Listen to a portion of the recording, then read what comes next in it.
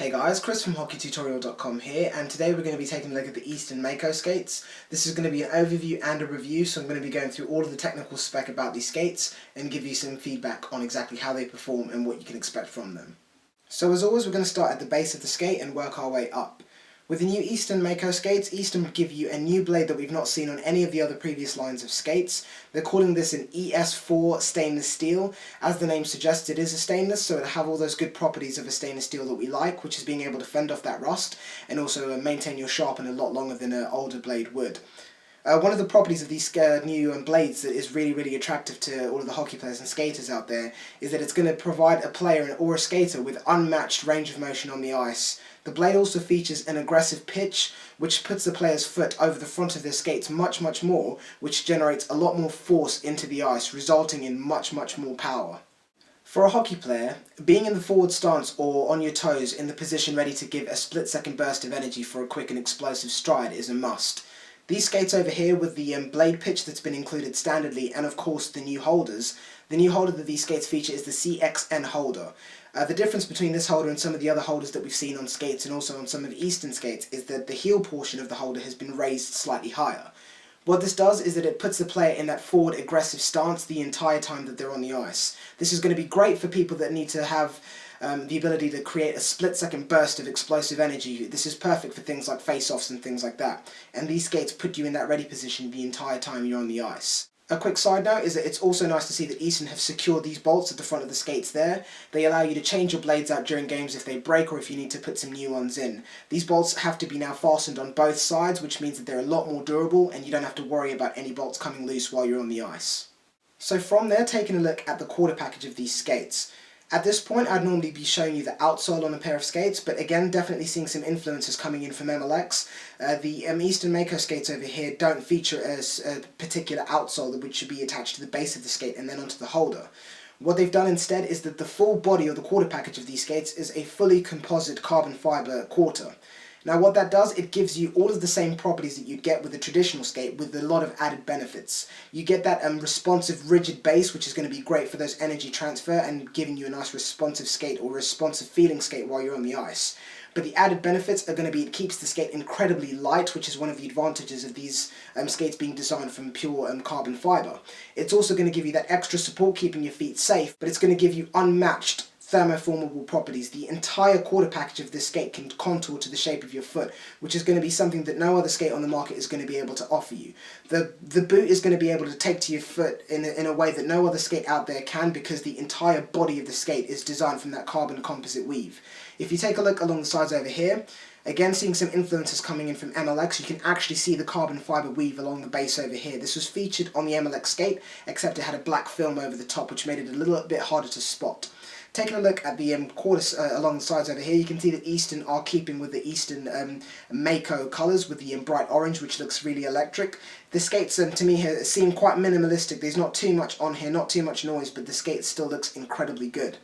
Looking along the sides over here, you can see that it features an almost netted or net mesh gridded patterning along the sides over here, which also helps to keep the skate very durable. All of this almost acts like an armour to keep the actual body of the skate nice and safe, and it's also very scratch resistant.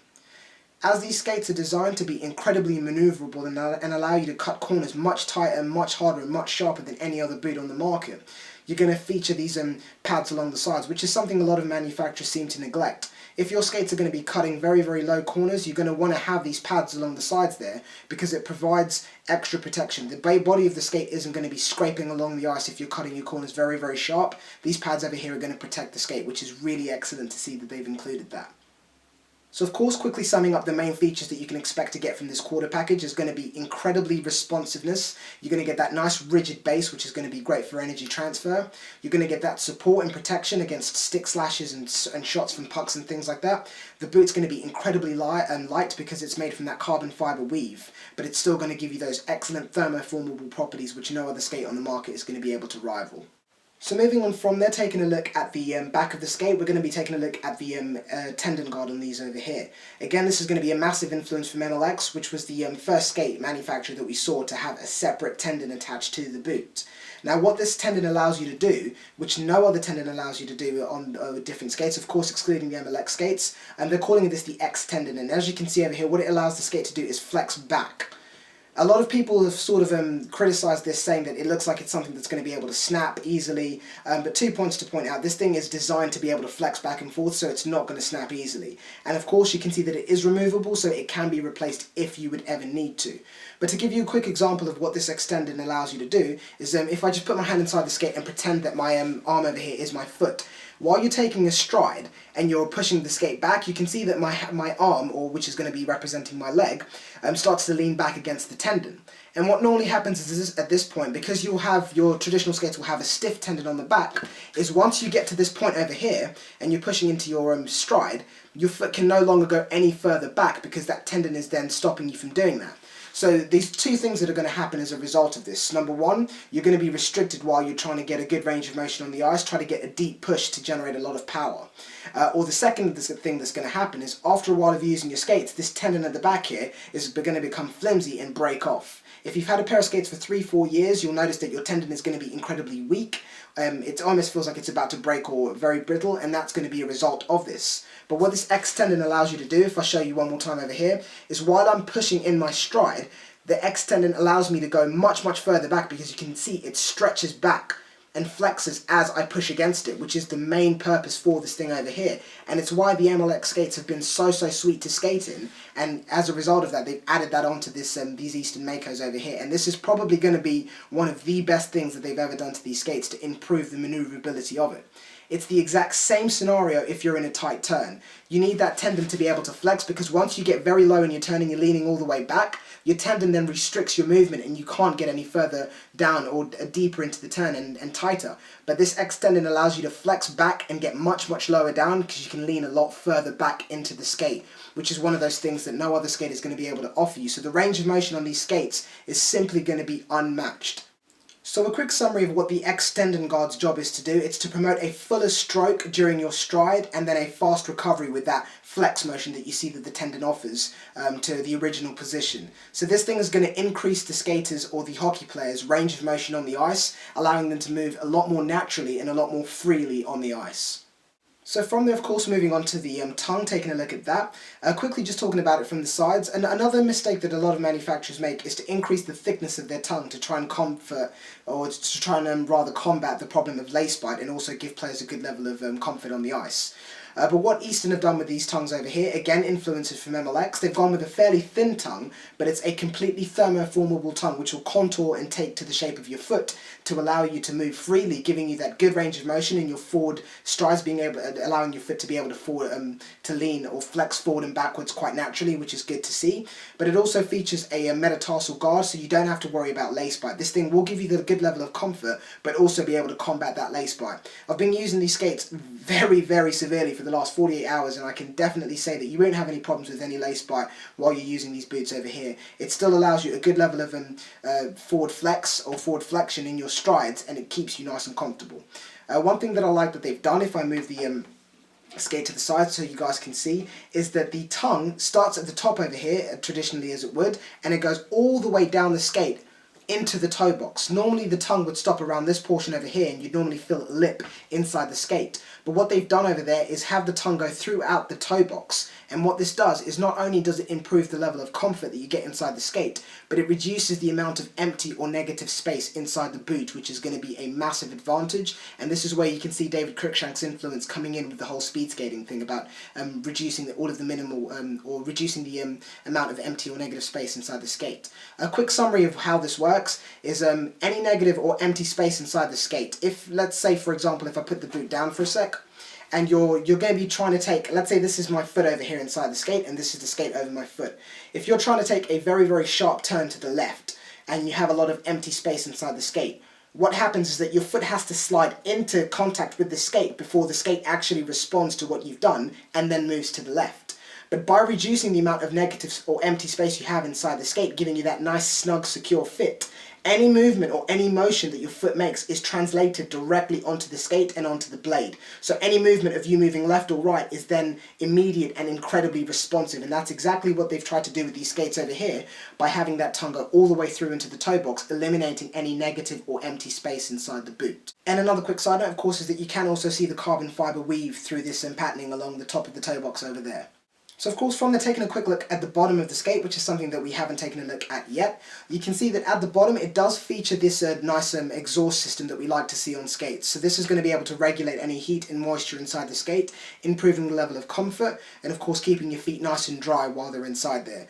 So any of the moisture that does enter the skate or any excess heat is going to be whipped away through the liners of this skate and out through this exhaust holes that you can see at the base, or the perforations that you can see at the base of the skate right there. So of course, taking a quick look at the inside liners of this skate, it's nice to see that Easton continue with the Easton Mako colours with that lightning orange going all the way through the base of the skate, as you can see there. The liners of the skate is going to be a nice traditional brush nylon liner, so you're going to get a feel that you guys are used to. The liner's also been hydrophobically and antimicrobial treated, which means that it's going to be able to wick away any moisture that enters the skate. It's going to be fed through those foams and liners over there and out through the exhaust holes that we covered earlier on in the video.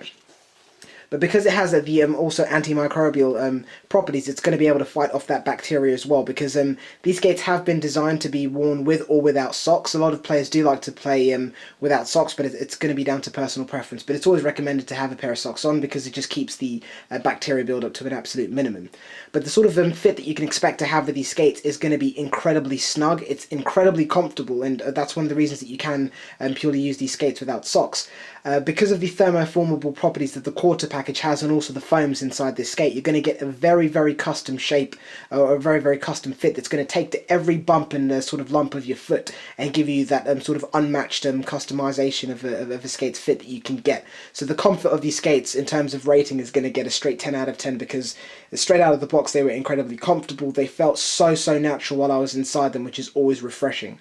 Another nice little feature that's featured on the Easton Mako skates is going to be this comfort edge that you can see over here. Normally manufacturers only give you about 1 millimeter or 2 millimeters of cushioning around the sides or around the neck of the hockey skate to sort of prevent it cutting into your leg. But you can see this edge over here is quite significant. There's a lot of cushioning over there just to make sure that while you're in your tight turns, this skate is going to allow you to be incredibly maneuverable, that your foot is going to be completely comfortable inside these skates. So that's another point that I definitely like to see.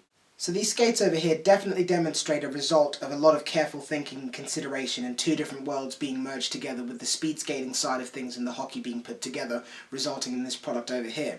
One of the other things that is really nice about these skates, if I move them over to the side and just give you a quick demo, so I'm not sure if you guys will be able to see this from the camera over there, but the outside portion of these skates over here along the sides here, the way it's been mounted onto the holder over here puts this side slightly higher than it would traditionally sit. And what that allows you to do is, when you're taking your nice sharp turns, instead of the side of the skate sweeping into the ice and your blade coming off the ice and you being burnt out and sliding off to the side, what this allows you then to do is it gives you that little bit of extra space to be able to hit those corners that much harder, that much tighter, and that much sharper. The inside portion of the skate over here is a lot lower as well, and what that allows you to do is get it nice and low and nice and quick while you're getting those quick turns in on the ice. So that's another feature that I like to see on these skates, which just gives you a player a bit more freedom and a bit more manoeuvrability on the ice, which again gives you that crucial edge if you're in the middle of a game, or it gives you that extra sort of freedom and manoeuvrability if you're going to be using these for freestyle skating. So this brings us to the part of the review that I'm sure everyone's going to be waiting on, is what do these things feel like on the ice? The problem with a new product coming out is that a lot of hype gets built up about the product, and a lot of expectations get sort of built up and don't always get met when a new product gets released. But I can safely say that this is not the case with these skates over here. These things have simply blown me away. For any of the MLX users that might be watching this video that have bought the MLX skates and have fallen in love with them, imagine your MLX skates going away for a while, going on a diet and going to the gym and then coming back to you. That's what these things feel like. They feel like a leaner, lighter, more refined and fine-tuned version of the MLX skate. I've simply never worn a pair of skates that perform like these over here. When I reviewed the MLX skates, I said that at the time those things were the best thing that I'd ever used. And these things simply are the sort of successors of those MLX skates. It's a mix and merger of everything that David Cruikshank did with the MLX skates, more fine-tuned and pumped into an Easton product. These things are simply incredible. For anyone out there that might have already jumped the gun and bought a pair of skates because they kind of got tired of waiting for the new Makos to come out, it's as simple as this. I'd recommend selling those things and getting a pair of these things. These things are simply incredible. There is simply not another skate on the market out there that is going to allow you to corner and be as maneuverable and as agile as you would be in these things over here. It's as simple as that. All of the different lines of skates out there that I've tried, the Supremes, the Vapors, the Grafts, nothing can corner or maneuver like these things over here, and they've simply met all of my expectations. And for once, it's incredibly refreshing to find a product that actually meets the sort of expectations and hype that's been built up around that product. So the video that we saw Easton release featuring Dave Cruikshank on the Art of Speed, that was sort of like a journey to the Mako skate that we see before us over here, that video sort of highlighted the importance of how players in today's world, or with the products that we have today, are restricted. You don't have that freedom or that natural movement on the ice. These skates are a result of all of the hard work that those guys have done over at Easton.